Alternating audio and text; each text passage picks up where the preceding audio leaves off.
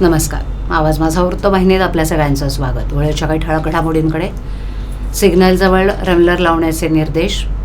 ठेकेदाराचं नाव काळ्या यादीत टाकावं. शिरसिंग टागोर. आणि खासगी रुग्णालयाच्या ICU वॉर्डमध्ये लागली आग.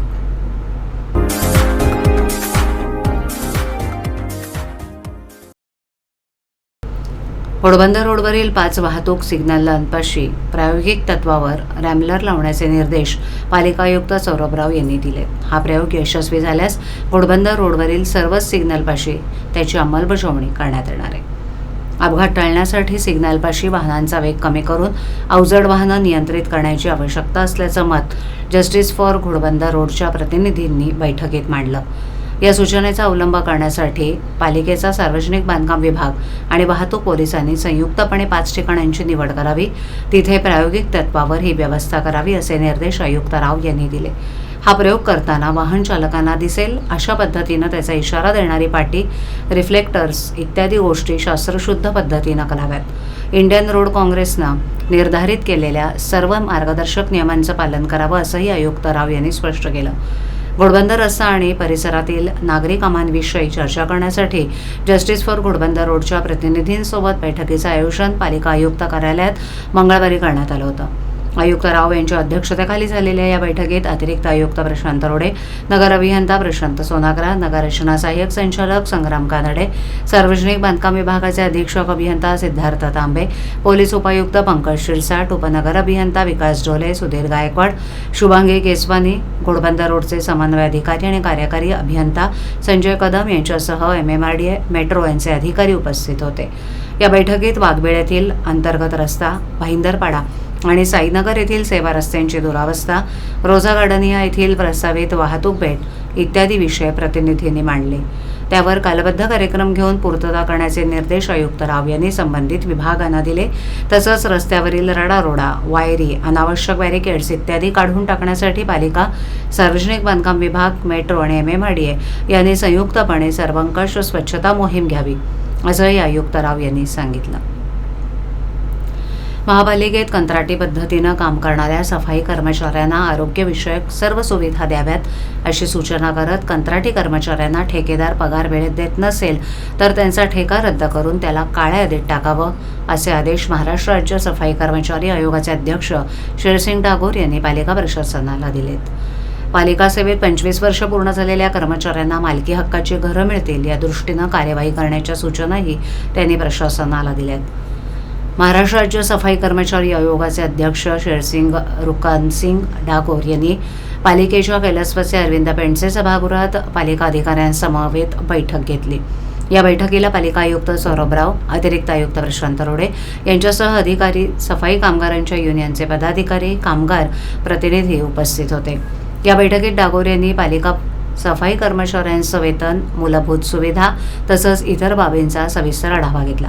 दरम्यान सफाई कर्मचारी हा सर्वात महत्त्वाचा घटक असून शहराचं सौंदर्य टिकवून ठेवण्याचं काम ते सातत्यानं करत असल्यानं त्यांना देण्यात येणाऱ्या सेवा सुविधांचा लाभ प्राधान्यानं देण्याच्या सूचना त्यांनी प्रशासनाला दिल्यात. सफाई कर्मचाऱ्यांसाठी चेंजिंग रूम, वैद्यकीय सुविधा, PF, नवीन भरती प्रक्रिया तसंच लाडबागे धोरणानुसार वारसा हक्काची प्रकरणं तातडीनं मार्गी लावावीत.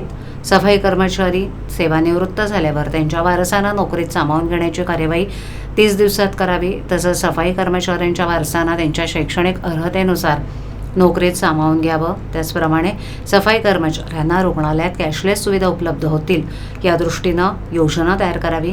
ठाणे महापालिकेत कंत्राटी पद्धतीनं काम करणाऱ्या सफाई कर्मचाऱ्यांना देखील आरोग्यविषयक सर्व सुविधा द्याव्यात. कंत्राटी कर्मचाऱ्यांना जर ठेकेदार पगार वेळेत देत नसेल तर त्या ठेकेदाराचा ठेका रद्द करून त्याला काळ्या यादीत टाकावं. तसंच पालिका सेवेत 25 वर्ष पूर्ण झालेल्या कर्मचाऱ्यांना मालकी हक्काची घरं मिळतील या दृष्टीनं कार्यवाही करावी अशा सूचना शिरसिंग डागोर यांनी पालिका प्रशासनाला दिल्या आहेत. ठाणे शहरातील एका खासगी रुग्णालयाच्या ICU वॉर्डमध्ये बुधवारी सकाळी आग लागली असं पालिकेच्या अधिकाऱ्यांनी कळवलंय. ऋतू पार्क येथील दुमजली रुग्णालयात सकाळी 10:30 वाजण्याच्या सुमारास किरकोळ आग लागली. या आगीत कोणीही जखमी झालं नाही असं पालिकेच्या आपत्ती व्यवस्थापन कक्षाचे प्रमुख यासिन तडवी यांनी सांगितलं. ऋतू पार्क येथील रुग्णालयातील अतिदक्षता विभागात एका व्हेंटिलेटरला आग लागली असं अधिकाऱ्यांनी सांगितलं. परंतु आग कशामुळे लागली हे कळू शकलं नाही. घटनेच्या वेळेस रुग्णालयात एकूण 6 रुग्ण दाखल होते. त्यापैकी 66 वर्षीय एक ICU वॉर्डमध्ये होता आणि आग लागल्यानंतर लगेचच त्याला सुरक्षित ठिकाणी हलवण्यात आलं, असं त्यांनी सांगितलं. जनरल वॉर्डमधील इतर रुग्णही सुरक्षित आहेत, असं तडवी म्हणाले. आगीची सूचना मिळताच स्थानिक अग्निशमन कर्मचारी आणि प्रादेशिक आपत्ती व्यवस्थापन कक्षाचं पथक घटनास्थळी पोहोचलं आणि 1 तासापेक्षा कमी वेळेत आग विझवण्यात आली, असं त्यांनी सांगितलं. आगीचं कारण तपासत असल्याचं अधिकाऱ्यांनी स्पष्ट केलं. 1975 ते 1977 या काळात देशात लागू करण्यात आलेल्या आणीबाणीच्या विरोधात लोकशाहीच्या रक्षणासाठी लढा दिलेल्या आणि त्या काळात मिसा आणि DIR अंतर्गत कारावास भोगलेल्या व्यक्तींचा जिल्हाधिकारी कार्यालय इथे सन्मान करण्यात आला. जिल्हाधिकारी कार्यालयाच्या 5व्या मजल्यावरील समिती सभागृहात सकाळी 11 वाजता आयोजित या कार्यक्रमात जिल्हाधिकाऱ्यांच्या हस्ते मुख्यमंत्र्यांच्या स्वाक्षरी असलेली सन्मानपत्र प्रदान करून या लढवय्यांचा गौरव करण्यात आला. कार्यक्रमात अनेक ज्येष्ठ नागरिक, सामाजिक कार्यकर्ते, स्वातंत्र्याच्या आणि लोकशाहीच्या मूल्यांसाठी लढा देणाऱ्या कार्यकर्त्यांची उपस्थिती होती. सन्मानपत्र स्वीकारताना काही लढवय्यांनी त्या काळातील आठवणी सांगताना उपस्थितांची मनं भारावून टाकली. या गौरव सोहळ्याचं आयोजन जिल्हा माहिती कार्यालय ठाणे यांच्यातर्फे करण्यात आलं होतं. कार्यक्रमाचं सूत्रसंचालन माहिती विभागाच्या अधिकाऱ्यांनी केलं आणि उपस्थित मान्यवरांचे आभार मानण्यात आले. लोकशाहीसाठी लढा देणाऱ्यांचा सन्मान करताना त्यांचं योगदान नव्या पिढीसमोर मांडण्याचा आणि इतिहासाच्या या महत्त्वाच्या पर्वाची उजळणी करण्याचा प्रयत्न या कार्यक्रमातून करण्यात आला. 5 वर्षापूर्वी हत्या झालेले मनसेचे पदाधिकारी जमील शेख यांच्या पत्नी खुशनुमा शेख यांनी ठाण्यात पत्रकार परिषद घेऊन एक चित्रफित सादर करत राष्ट्रवादीचे नेते नजीब मुल्ला यांच्यावर गंभीर आरोप केलेत. या चित्रफितीत जमीलच्या हत्येची सुपारी नजीब मुल्ला देणार असल्याचं खुद्द या प्रकरणातील आरोपी ओसामा यांना म्हटलं असल्याचा दावा त्यांनी यावेळेला केला.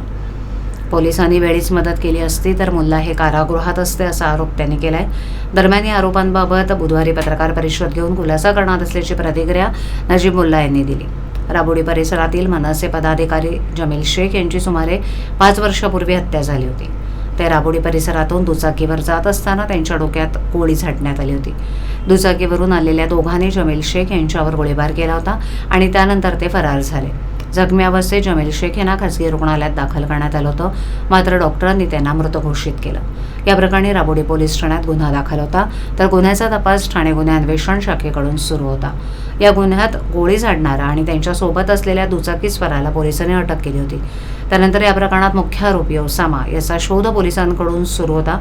पोलिसांनी ओसामा याला उत्तर प्रदेशमधून अटक केली. जमील शेख यांच्या पत्नी खुशनुमा शेख यांनी पत्रकार परिषद घेऊन राष्ट्रवादीचे नेते नजीब मुल्ला यांच्यावर गंभीर आरोप केले. खुशनुमा शेख यांनी एक चित्रफित पत्रकार परिषदेत सादर करत मुल्ला यांच्यावर आरोप केले.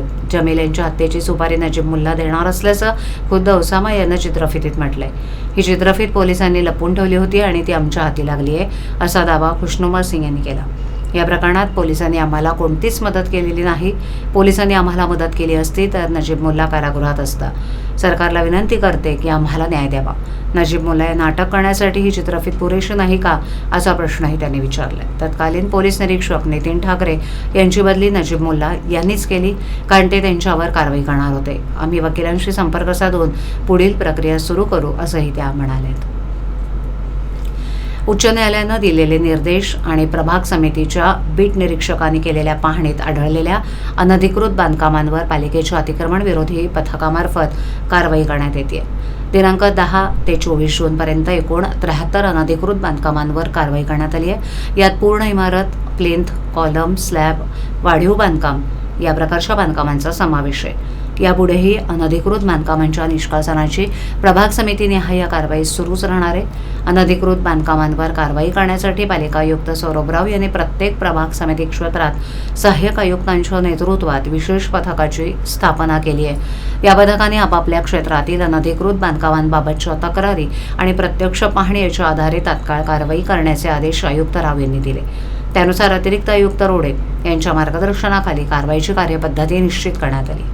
तळमजला अधिक 4 मजले CRZ क्षेत्रात उभारण्यात आलेले भंगाराचे गोडाऊन, व्याप्त अनधिकृत इमारतींवरील वाढीव बांधकाम, प्लिंथ, दुकानातील वाढीव बांधकाम इत्यादी वेगवेगळ्या तक्रारींनुसार ठाणे महापालिका क्षेत्रात 19 आणि 20 जून रोजी झालेल्या कारवाईत एकूण 33 अनधिकृत बांधकामांवर तर 21 आणि 23 जून रोजी झालेल्या कारवाईत एकूण 30 अनधिकृत बांधकामांवर 24 जून रोजी 10 अनधिकृत बांधकामांवर कारवाई करण्यात आली आहे. दिवा येथील सर्वे क्रमांक 178, 179, 180 या ठिकाणांच्या 2 इमारती पूर्णपणे निष्कासित करण्यात आल्याची माहिती उपायुक्त शंकर पाटोळे यांनी दिली. या कारवाईत उपायुक्त, सर्व सहाय्यक आयुक्त, अतिक्रमण आणि बांधकाम विभागाचे अधिकारी, कर्मचारी सहभागी झाले होते. या कारवाईसाठी Poclain, JCB, gas cutter, tractor, breaker, मनुष्यबळ यांचा वापर करण्यात आला. पोलीस आणि महाराष्ट्र सुरक्षा बलाचे जवान यांच्या बंदोबस्तात ही कारवाई करण्यात आल्याचंही पाटोळे यांनी सांगितलं. आवाज माझावरील एखादी बातमी पाहिजे राहून गेली असल्यास यूट्यूबवरती तुम्ही पाहू शकता, तर मग नक्की सबस्क्राईब करा आवाज माझा. आजच्या ठळक घडामोडी शेवटी पुन्हा एकदा. सिग्नलजवळ रमलर लावण्याचे निर्देश. ठेकेदाराचं नाव काळ्या यादीत टाकावं. शिरसिंग टागोर. आणि खासगी रुग्णालयाच्या ICU वॉर्डमध्ये लागली आग. आपल्या विभागातील काही सूचना अथवा समस्या असल्यास ते आमच्यापर्यंत जरूर पोहोचवा. आम्ही तुमचा आवाज नागरिकांपर्यंत नक्की पोहोचवू. आम्हाला संपर्क करण्यासाठी आमचा पत्ता आवाज माझा 103 सायलेक, आदर्श नगर, कोलपाट रोड, ठाणे पश्चिम. आमचा दूरध्वनी क्रमांक 7666211441. आमचा ईमेल ID avazmaza.tvnews@gmail.com. तर पुन्हा भेटू याच वेळाच ठिकाणी काही नवीन घडामोडींसह आवाज माझा वृत्तवाहिनी. तोपर्यंत नमस्कार.